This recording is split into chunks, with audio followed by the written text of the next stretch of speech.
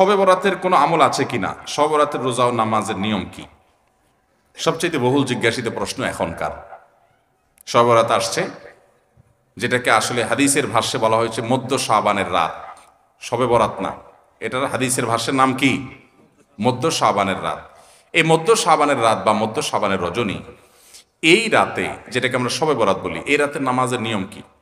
কয় রাকাত পড়তে হবে, কোন রাকাতে কোন সূরা কতবার পড়তে হবে, এটা বহুল জিজ্ঞাসিত একটা প্রশ্ন। এবং এ ব্যাপারে আমরা অনেকে জানি যে শবে বরাতের নামাজে এত রাকাত পড়তে হবে, সেখানে সূরা কুল হুয়াল্লাহ, ইখলাস এতবার পড়তে হবে, ইত্যাদি ইত্যাদি। লাইলাতুল কদর ছাড়া অন্য যে সমস্ত রাতের ফজিলত আছে, এর মধ্যে 10টা রাতের কথা আল্লাহ তাআলা শপথ করেছেন, ওয়াল ফাজরি ওয়া লায়ালিন আশর। সে 10টা রাত হলো জিলহজের প্রথম দশক। খবরও নেই আমাদের দেশে মানুষের, যে রাতগুলোর শপথ আল্লাহ কোরআনে করছেন, কত ফজিলতপূর্ণ, কিন্তু জিলহজের প্রথম দশকের রাতের কোনো বিশেষ ফজিলতের কথা আমরা কয়জনে জানি? যাই হোক, মধ্য শাবান রজনীর কথা আমরা বেশি জানি শুধু না, সবচেয়ে বেশি আমরা এ রাতে ইবাদত বন্দেগীর চেষ্টা করি। তো সবচেয়ে বেশি চেষ্টা তো হওয়া উচিত হলো লাইলাতুল কদরে। এর পাশাপাশি যদি কেউ মধ্য শাবানের রাতে আল্লাহ তাআলার ক্ষমা লাভের চেষ্টা করে, সেটা দোষণীয় না, সেটা জায়েজ।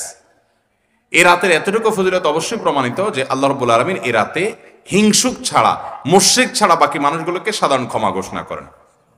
অতএব এ রাতের একেবারে কোনোই ফজিলত নেই, ব্যাপারটা সেরকম না। বিভিন্ন হাদিসের আলোকে এটুকু অন্তত সাব্যস্ত হয় যে আল্লাহ তাআলা হিংসুক এবং আপনার মুশরিক ছাড়া, মানুষের পিছিয়ে লাগে শত্রুতা, এই মানুষটা বাকি মানুষ থেকে মাফ করে। তাহলে মধ্য শাবানের রাত বা যেটাকে শবে বরাত বলছি আমরা, এই রাতের মূল আমলই হলো, এটাকে কেন্দ্র করে মূল আমলই হলো নিজেকে শিরক এবং হিংসা থেকে পরিচ্ছন্ন করা, সাধারণ ক্ষমার উপযুক্ত করা। এটা হলো মূল আমল, বাস। এর বাইরে আপনি ক্ষমা লাভের জন্য যদি চেষ্টা করেন, সেটা কোনো দর্শনীয় বিষয় নয়। তবে এই রাতকে কেন্দ্র করে বিশেষ ফরম্যাটে নামাজ, রাত জেগে, তারপর বিশেষ ফরম্যাটে ইবাদত, এই সূরা এতবার, এই নামাজ এত রাকাত, এরকম কোনো কথা কোরআন হাদিসে বর্ণিত হয়নি। এগুলো আমরা মনগড়া বানিয়ে নিয়েছি। এবং যদি এরকম কোনো ফরম্যাট আমরা ঠিক করে নিয়ে সেভাবে ইবাদত করাটাকে আমরা এ রাতের আমল, শরিয়া সিদ্ধ আমল মনে করি বা সুন্নাহ আমল মনে করি বা কোন নির্দিষ্ট আমল মনে করি, তাহলে বেদাতে পর্যবেসিত হবে। অতএব বাড়াবাড়ি এবং ছাড়াছাড়ি এই দুইটাই আমাদেরকে পরিহার করতে হবে। যতটুকু আছে ততটুকু আমরা আমল করব এবং এসে আমল অনুযায়ী আমরা চলার চেষ্টা করব। শবে বরাতে সবচেয়ে বেশি মানুষ মসজিদে কেন ভিড় জমায় বলেন তো? শবে কদর বেশি ফজিলতপূর্ণ না এই রাত? শবে কদর কোনো তুলনা আছে শবে কদরের সাথে কোনোটার? কিন্তু শবে কদরে কি এত মানুষ ইবাদত বন্দেগী করার চেষ্টা করে শবে বরাতে যত করে? কারণ কি? মিষ্টির জন্য বলে, খারাপ বলেন নাই। আমি ছোট থাকতে যখন মাদ্রাসায় পড়ি, লজিং এ ছিলাম এক বাড়িতে, আমার মনে আছে এক মসজিদে সারা রাত শবে বরাতে এরকম দোয়া দরুদ হয়েছে।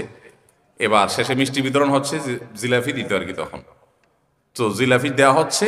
তো এক আল্লাহর বান্দা তার যে জিলাপি দিচ্ছে সবাই দুটো দুটো করে দিচ্ছে, ভুলে তার একটা পড়ছে আর কি। পরে সে জিলাপিটি নিয়ে এসে বাইরে ওই মুয়াজ্জিন বেচারার 14 গোষ্ঠী গালিগালাজ করতে করতে বলতেছে যে সারা রাত বেটা সবচেয়ে বেশি কানলাম আমি, আর দিছে আমার একটা। আল্লাহর কাছে এই নসিব চাই এই একটা জিলাপি নিয়ে পাইলাম। সে কানতে কানতে মুয়াজ্জিনকে গালিগালাজ করতে করতে যাচ্ছে। আমার ছোটবেলার ঘটনা। যাই হোক, তো মিষ্টির জন্য যায় না, এটা পুরোপুরি সঠিক না। এত অভাব পড়ে না যে সারা রাত মানুষ মসজিদে পড়ে থাকবে একটু মিষ্টির একটা প্যাকেটের জন্য, আমার মনে হয় না। আমার যেটা মনে হয়, সবচেয়ে বেশি মানুষ এ রাতে ইবাদত বন্দেগীর চেষ্টা করে, কারণ মানুষ মনে করে এ রাতে ভাগ্য নির্ধারণ হয়। অতএব এক রাতে ইবাদত বন্দেগী করে যদি সারা বছরেরটা ফাইনাল করে ফেলতে পারি, মন্দ কি? এই হলো মূল কাহিনী। আল্লাহ তাআলা আমাদেরকে বিশুদ্ধ পদ্ধতিতে ইবাদত বন্দেগী করার তৌফিক দান করুন। তাহলে ভাইরা আমার, মধ্য শাবানের রজনীতে আমরা আল্লাহ তাআলার কাছে ক্ষমার উপযুক্ত হওয়ার জন্য, হিংসা শিরক থেকে মুক্ত হওয়ার চেষ্টা করব। ক্ষমা পাওয়ার জন্য প্রচেষ্টা আমাদের থাকবে, কিন্তু ওই যে বেদাতি পন্থায় বিশেষ ফর্মে ঠিক করে ইবাদত, নামাজ, হালুয়া রুটি খায় মানুষ। হালুয়া রুটি কেন খায়? কেন খায় হালুয়া রুটি ভাই? সারা দেশে অনেক জায়গায় এখনো এটা হালুয়া রুটি ওই দিন বানাবে মানুষ। হালুয়া রুটিটা কেন হয় বলেন তো? বলে যে নবী সাল্লাল্লাহু আলাইহি সাল্লাম উহুদের যুদ্ধে তার দন্দান মুবারক শহীদ হয়েছে, এই জন্য উনি শক্ত খানা খাইতে পারতেন না, হালুয়া খাইতেন। এই জন্য আমরা হালুয়া খাই। আরে ভাই, নবী সাল্লাল্লাহু আলাইহি সাল্লামের দাঁত ভাঙছে প্রথম কতল, ওটা শাবান মাসে ঘটেই না, ওটা পড়ছে আরেক মাসে। আপনি এটা এই মাসে আনলেন কোত্থেকে? আচ্ছা, তারপরে যদি ধরে নেই এই মাসেই হয়েছে, তো ওনার দাঁত ভাঙছে কাদের আঘাতে? মুশরিকদের আঘাতে, তাই না? আল্লাহর দুশমনদের আঘাতে। তো কাফেরদের আঘাতে দাঁত ভাঙাতে উনি হালুয়া খাইছে বলতেছেন, যদি এটার কোনো ভিত্তি নেই, বোগাস কথা। তারপরে ধরে নিলাম, তো আপনি ভালো দাঁত নিয়ে হালুয়া খাচ্ছেন কোন শরমে? আপনার বাপের একটা শত্রু আছে, আপনাদের ফ্যামিলির একটা শত্রু আছে, সে আপনার বাপের ধরে আচ্ছা ধরে মেরে ঠ্যাং ভেঙে দিছে। আপনার বাপ বেচারা ওই ভাঙা ঠ্যাং নিয়ে একটা লাঠি নিয়ে ভর করে করে খোঁড়ায় খোঁড়ায় উনি হাঁটেন, কারণ পা ভেঙে গেছে বেচারার। আপনি আপনার বাবার ওই যে শত্রু, যে আপনার বাপের পা ভাঙছে, ওই শত্রুর সাথে আপনার বিরাট দরম বরম দোস্তি, চা দোকানে আড্ডা ফাড্ডা মারেন, সব জায়গায় ঠিক আছে। কিন্তু বাড়িতে আইসা বাপের সামনে আপনি ভালো পাও নিয়া একটা লাঠি নিয়ে আপনি খোঁড়ায় খোঁড়ায় হাঁটেন। কেন?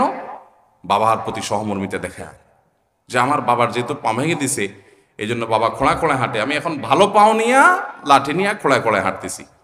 কি বলেন? এই দৃশ্য যদি দেখে আপনার বাপে কি করবে? হাতের লাঠিটা দিয়ে বলবো, আমার পাও যা যাক, তোর আগে কয়টা বাড়ি দিবে এদব, তুই আমার ব্যাঙ্গাইতে আসছস? আমার পা ভাঙছে যারা, তুই পারলে তাদেরকে বিচারের আওতায় আনবি, তাদের একটা বিহিত করবি। সেটা না করে তার লগে তলে তলে তোমার সম্পর্ক, তুমি আসছো আমার এখানে নাটক করে আমার সহমর্মিতা জাহির করতে। নবী সাল্লাল্লাহু আলাইহি সাল্লামকে যারা দাঁত ভাঙছে তাদের সাথে তো দোস্তির কোনো কমতি নেই, তাদের প্রতি তো আপনার সহমর্মিতার কোনো কমতি নেই, ওয়ালা বারা বলতে কিচ্ছুই নেই। কিন্তু আপনি হালুয়া খায়া ভালো দাঁত নিয়া আপনি নবী সাল্লাল্লাহু আলাইহি ওয়াসাল্লামের প্রতি সহমর্মিতা প্রদর্শন করছেন। এর চেয়ে হাস্যকর আর কি হতে পারে? আল্লাহ আমাদেরকে সঠিকভাবে দিন পালন করার তৌফিক দান করুন। সবরাতে আসলে ওই যে আগে একসময় আমরা দেখতাম পটকা ফুটতো, বাজি ফুটাইতো, যাক আলহামদুলিল্লাহ এগুলো পুলিশ প্রশাসনের নির্দেশনার কারণে থামছে। এরপরে ওই যে আতশবাজি করা, রাতে গোসল করা, অনেক তামাশা আমাদের সমাজে আছে সবরাতকে কেন্দ্র করে, শত শত বেদাতের আয়োজন এই রাতকে কেন্দ্র করে আছে। আল্লাহ আমাদেরকে এগুলো থেকে বেঁচে থাকার তৌফিক দান করুন। আমরা আল্লাহর কাছে ক্ষমা লাভের চেষ্টা করবো, আল্লাহ আমাদেরকে ক্ষমা লাভ করার, ক্ষমা পাওয়ার তৌফিক দান করুন।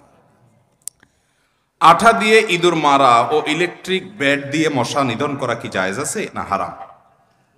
আঠা দিয়ে ইঁদুর মারার যে একটা সিস্টেম আছে আমাদের দেশে, এটা জায়েজ নাই, এটা কোনো অবস্থাতে জায়েজ নাই। কারণ এটা খুবই মর্মান্তিক, এটা খুবই অমানবিক, এটা খুবই অমানবিক। কারণ আঠা দিয়ে ইঁদুর মারার এক দুইটা দৃশ্য আমি দেখেছি।